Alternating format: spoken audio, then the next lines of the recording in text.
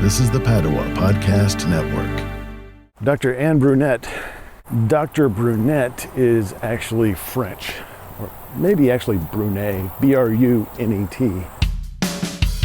Running a Fever, episode 198, 5 Environmental Factors of Longevity.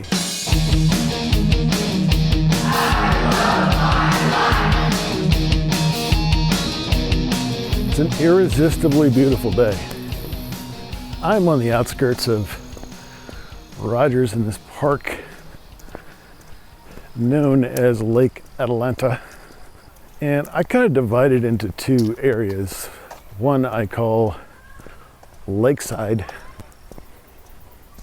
which is just a walk around the lake. Nice walkway. Pretty much in full view of the lake, although right now I'm behind some trees, but there are plenty of gaps. It's not a thick wood in between me and the water. The other side I call Woodside, which has no view of the water whatsoever, except perhaps for a brief walk along a sort of the street which divides the two. Why do I say irresistibly beautiful? Well, it was just impossible for me to resist. It's a Sunday afternoon toward the end of October. It's October 20th, 2 o'clock in the afternoon. A lot of times I spend Sundays reading and writing. That's my designated day for reading and writing. And do a little bit of reading every day, but I tried to really do a lot of it on Sunday, and I already have.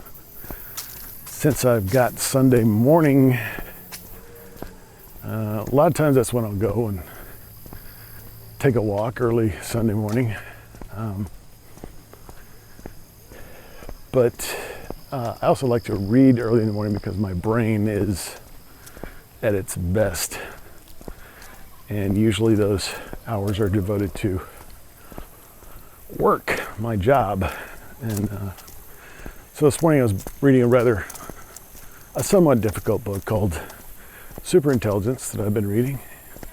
I get through a lot of popular fiction, and I can read that anytime because it's easy to read. But this afternoon came, I looked out and I said, man, this is just too much to resist.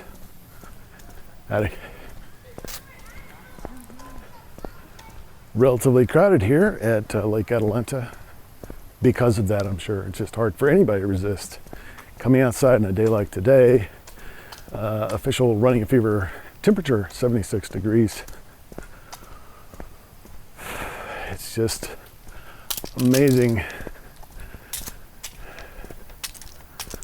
Only little clouds in the sky being chased away by the far more powerful sun.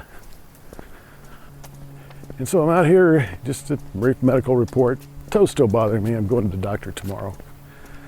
Right now it doesn't seem that bad. I got going here. And I've been barefoot most of the weekend, trying to just keep it away. I can walk barefoot, no problem. Shoes on, gives me a problem. So tomorrow we'll see what Dr. Bychek says about that and hopefully get it fixed and back on our normal just charging ahead schedule of walking, racquetball, weightlifting, walking shorter and longer distances. Maybe even doing some other stuff.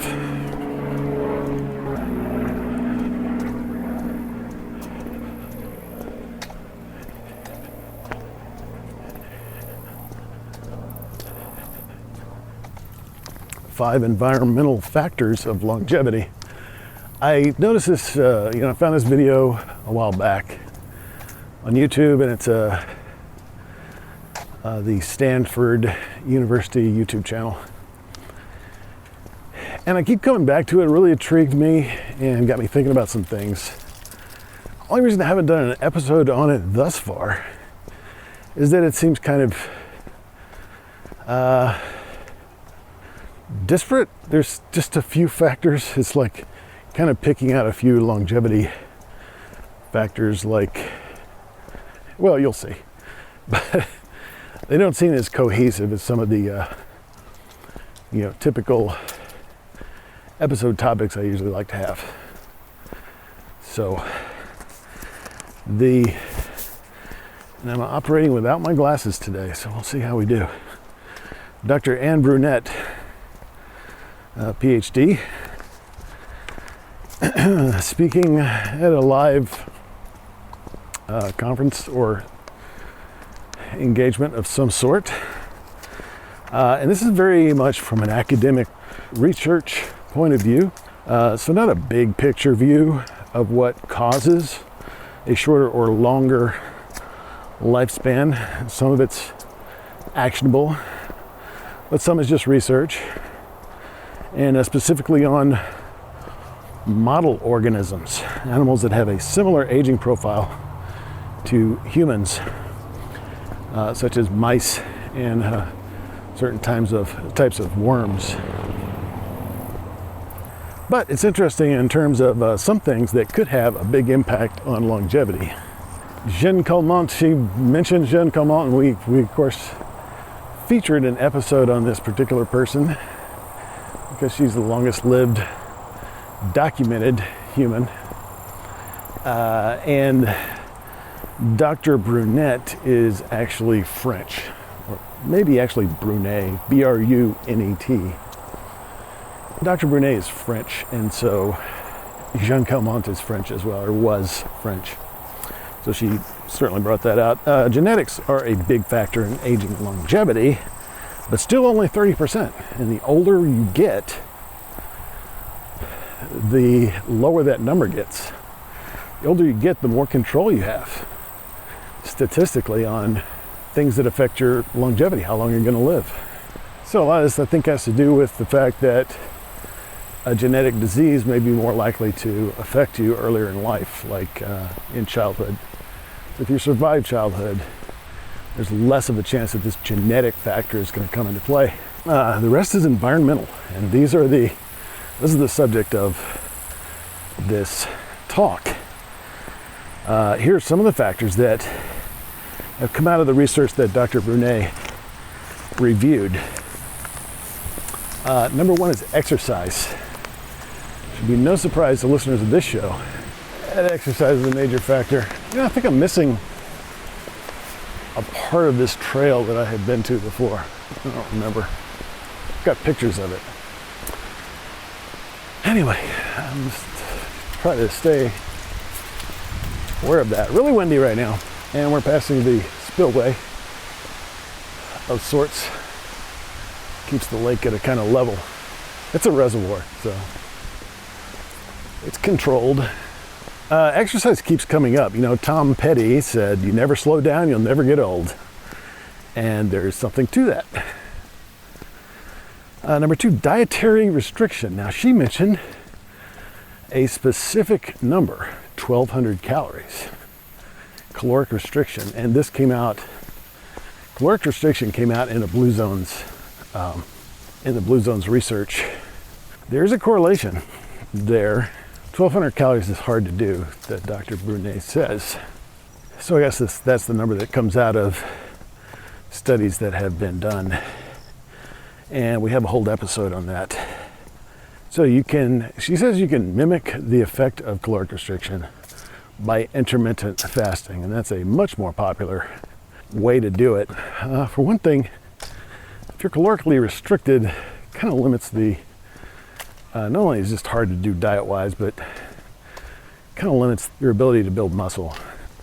So a lot of bodybuilding routines include I remember Mark Wahlberg talking, once looked at this kind of video, put together a bunch of actors and what they did to prepare for scenes in which they had to be very muscular.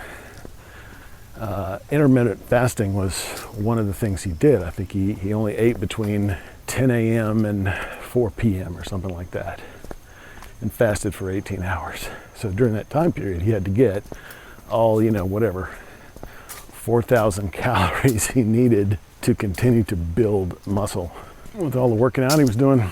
So he was able to not restrict his calories, in fact, increase his calories quite a bit, but still do that intermittent fasting.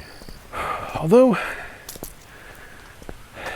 it was probably more for manipulation of the metabolism in his case as opposed to longevity. Rapamycin is a compound. She mentioned a couple of different compounds, rapamycin being one of them. Another one is metformin, which comes from French lilac plants, and another one is resveratrol. We've talked about, found in the skin of grapes. Resveratrol, which is the red wine compound. Don't wait till I get back to the car to actually finish this episode. That's hard to record in a crowded place.